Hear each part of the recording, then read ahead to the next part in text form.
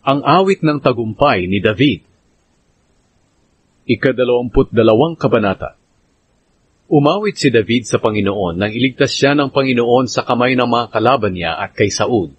Ito ang awit niya. Panginoon, kayo ang aking matibay na bato, na kanlungan at pananggalang. Kayo ang aking tagapagligtas na nag-iingat sa akin. Bilang kanlungan na bato, makakapagtago ako sa inyo. Sa inyo ako tumatakbo at kumakanlong. Inililigtas niyo ako sa mararahas na tao. Karapat-dapat kayong purihin, Panginoon. Dahil kapag tumatawag ako sa inyo, inililigtas niyo ako sa mga kalaban ko. Tulad ng mga alon, ang kamatayan ay nakapalibot sa akin. Ang mga pinsala ay tulad ng malakas na agos na tumatangay sa akin. Ang kamatayan ay parang lubid na nakapulupot sa akin, at parang bitag sa aking daraanan. Sa aking kahirapan, humingi ako ng tulong sa inyo, Panginoon na aking Diyos, at pinakinggan niyo ang panalangin ko roon sa inyong templo. Lumindol at ang pundasyon ng kalangitan ay nayanig, dahil nagalit kayo, Panginoon. Umusok din ang inyong ilong, at ang inyong bibig ay bumuga ng apoy, at mga nagliliyab na baga. Binuksan niyo ang langit at kayo'y bumaba, at tumuntong sa maitim at makapal na ulap. Kayo'y sumakay sa isang kerubin, at mabilis na lumipad na dala ng hangin.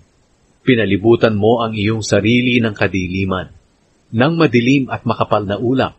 Kumidlat mula sa inyong kinaroroonan, at mula rooy bumagsak ang mga yelo at nagliliyab na baga.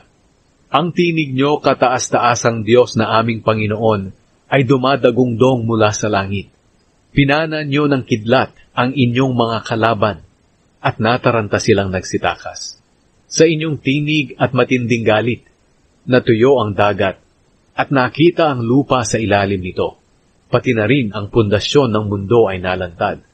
At mula sa langit ako'y inabot niyo, at inahon mula sa malalim na tubig.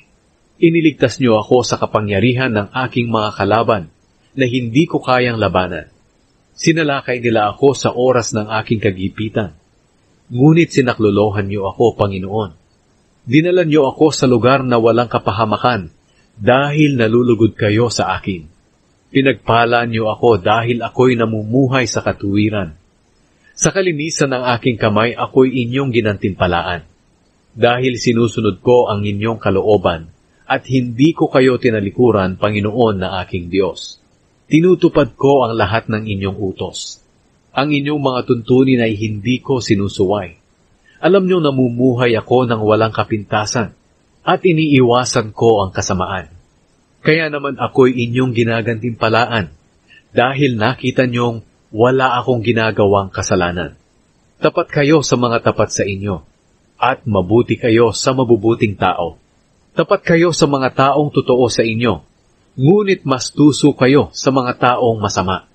Inililigtas niyo ang mga mapagpakumbaba, ngunit ibinababa niyo ang mga mapagmataas. Panginoon, kayo ang aking liwanag. Sa kadiliman kayo ang aking ilaw. Sa tulong niyo kaya kong salakayin ang grupo ng mga sundalo, at kaya kong akyatin ang pader ng kanilang tanggulan. Ang pamamaraan niyo, O Diyos, ay walang kamalian. Ang inyong mga salita ay maaasahan. Kayo'y katulad ng isang kalasag sa mga naghahanap ng kaligtasan sa inyo. Kayo lang, Panginoon, ang tunay na Diyos, at wala ng iba. At kayo lang talaga ang aming batong kanlungan. Kayo ang nagbibigay sa akin ng kalakasan, at nagbabantay sa aking daraanan. Pinatatatag niyo ang aking paa tulad ng paa ng usa, upang maging ligtas ang pag-akyat ko sa matataas na lugar. Sinasanay niyo ako sa pakikipaglaban, tulad ng pagbanat ng matibay na pana. Ang katulad niyo ay kalasag na nag-iingat sa akin, at sa pamamagitan ng inyong tulong ay naging kilala ako.